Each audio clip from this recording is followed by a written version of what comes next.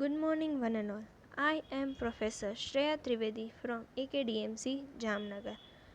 આ લેક્ચર આપણો compulsory ઇંગ્લિશનો lecture છે, એટલે કે કમ્પલસરી ઇંગ્લિશ સેમ 4 એટલે SYBA sem 4 foundation course in English sem 4નો આ લેક્ચર છે.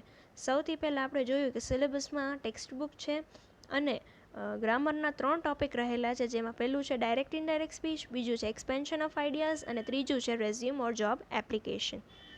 ડાયરેક્ટ ઇનડાયરેક્ટ સ્પીચ આપણે પૂરી કરી, જેમાં આપણે જોયું ઘણા બધા એક્ઝામ્પલ સાથે આપણે સમજ્યા. એના પછી એક્સપેન્શન ઓફ આઈડિયાઝ ઉપર આપણે આગળ વધ્યા છીએ. આજે થોડાક હજી આપણે એક્સપેન્શન ઓફ આઈડિયાઝ આગળ વધારીશું. Action speak louder than words. It is our common experience to hear politicians make tall promises before elections and too conveniently forget them after they are elected. આપણે જોઈએ છીએ કે જ્યારે ઇલેક્શન્સ નજીક આવવાના હોય ને ત્યારે બધા રેલીઓ કાઢે, બધા પ્રમોશન્સ બહુ કરે. ઓકે, તો ત્યારે આપણે જોઈએ છીએ કે ભાઈ પોલિટિશિયન્સ છે ને એ મોટા મોટા વાયદાઓ કરે કે હું આમ કરી દઈશ, મને વોટ આપો તો હું આમ કરીશ, અમે ચૂંટાશું તો આમ કરશું. બટ જેવા એ ચૂંટાઈ જાય, જેવા એ જીતી જાય તો તરત એના જે વાયદાઓ કરેલા હોય છે એ ભૂલી જાય છે.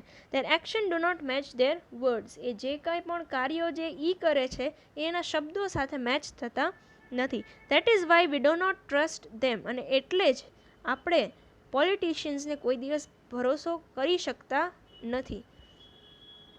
Words sound good. શબ્દો તો હંમેશા સાંભળવા ગમે જ છે, but actions prove the genuineness of one's intentions. પણ એક્શન જે છે, જે તમારો કાર્ય છે, એ જ તમારી જેન્યુનનેસ દેખાડે છે કે તમે કેટલા પ્રામાણિક છો ને. એ વસ્તુ તમારા એક્શનથી જ જોવા મળે છે, શબ્દોથી નહીં. In olden times a man's word was a matter of honour even unto the point of death. જૂના જમાનામાં તો છે ને આપણે કહાવત હતી કે પ્રાણ જાય પણ વચન ન જાય, બરાબર. એટલે વચન એટલે કે વર્ડ્સનું એટલું મહત્ત્વ હતું, એ ચાહે પોતાની ડેથ કેમ ન થઈ જાય પણ વચનનું મહત્ત્વ હતું. In modern times people make all kinds of big promises which they have little intention of keeping. પણ અત્યારના મોટા મોટા પ્રોમિસીસ તો બધાય કરી લે છે, પણ એના ઇન્ટેન્શન એ ફૂલફિલ કરવાના હોતા નથી. People like to say nice things to give a good impression of themselves, but once they have left the place, they think nothing of what they claim to do. A position ઉપર પહોંચવા માટે ઘણા બધા promises કરવામાં આવે છે, but A promises ક્યારેય જ્યારે અહીંયા પહોંચી જાય છે ત્યારે ફૂલફિલ થતા નથી. We can only call such person a cheater or a liar. આપણે આવા માણસને ચીટર કહીએ છીએ, ખોટાડા કહીએ છીએ. Okay, a person who says one thing and does something to the contrary is a highly irresponsible person and ought not to be trusted. આવા માણસો જે બોલે છે કંઈક અને કરે છે કંઈક, એવા માણસોને આપણે ઇરરિસ્પોન્સિબલ માણસ તરીકે ઓળખીએ છીએ અને એના પર કોઈ દિવસ ભરોસો કરી શકતા નથી.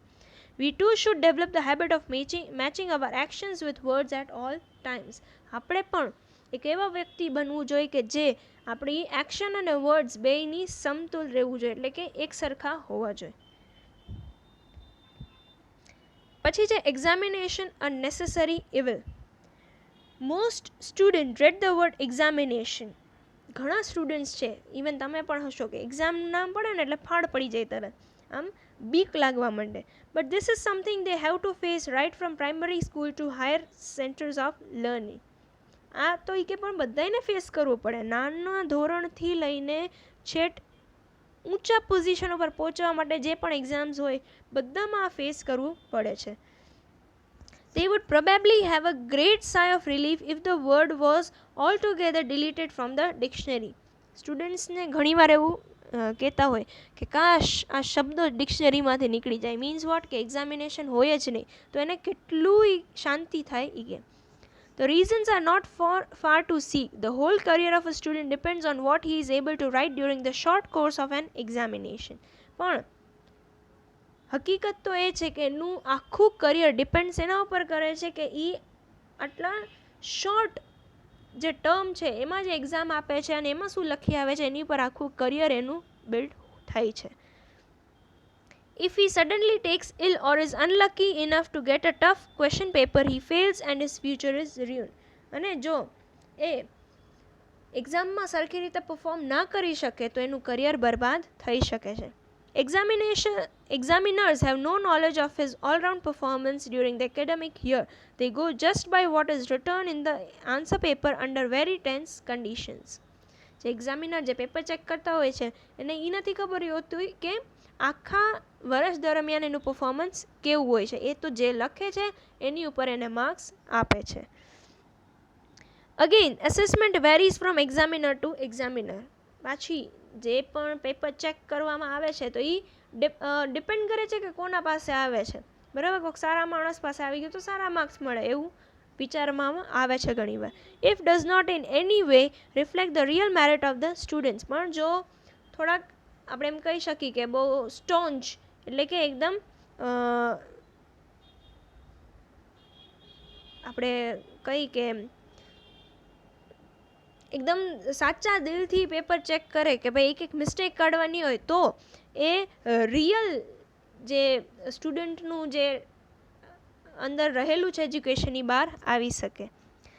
Examination skills students' genuine interest in study and give importance only to cramming. Examinations have become mere games of chance and guessing. અત્યારના તો હવે MCQs આવી ગયા છે તો એ કે એક ગેસિંગ ગેમ જાણે કેમ હોય કે એવું થઈ ગયું છે એ કે એટલે સ્ટુડન્ટનો જે ઇન્ટરેસ્ટ હોય ને ભણવામાં એ હવે રહ્યો નથી. All this is admitted by everyone, yet no other method of testing students or a mass scale has yet been devised. આ બધી વસ્તુ બધાય લોકો એક્સેપ્ટ કરે પણ છતાંય એક નવી સિસ્ટમ કોઈ પણ બારે લઈ આવવા માગતા નથી. So examination have become a necessary evil. એટલે એક્ઝામિનેશન છે એક બહુ આપણે કહી શકીએ કે નેસેસિટી છે, એક જરૂરિયાત છે આપણા માટે. If there were no examination, it is likely that the majority of the students would not bother to study at all. અને જો એક્ઝામિનેશન્સ હોય જ નહીં તો સ્ટુડન્ટ્સને ભણવામાં કંઈ રસ જ ના રહે.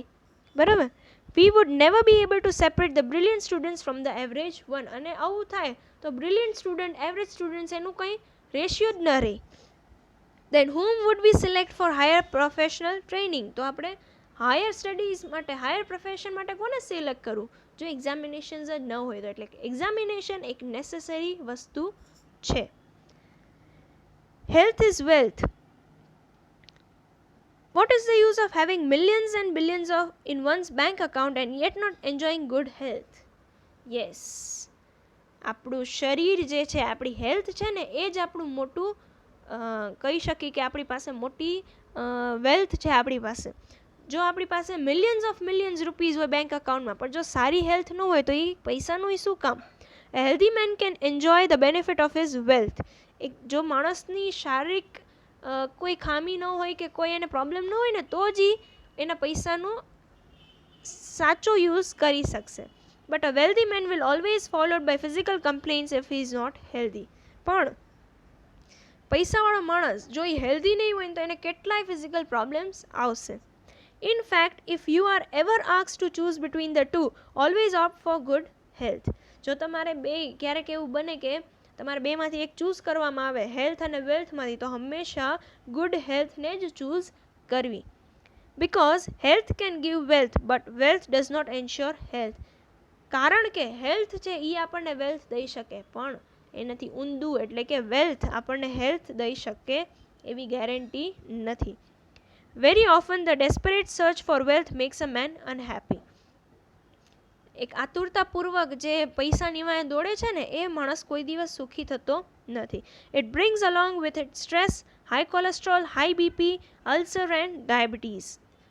એ બધી વસ્તુ શેમાં આપણે પરિવર્તિત થાય છે? સ્ટ્રેસમાં, હાઈ બીપીમાં, શુગરમાં એટલે કે ડાયાબિટીસ જે છે, કોલેસ્ટ્રોલ વધી જાય, બરાબર, અલ્સર્સ વધી જાય, આ બધી વસ્તુ પોસિબલ છે.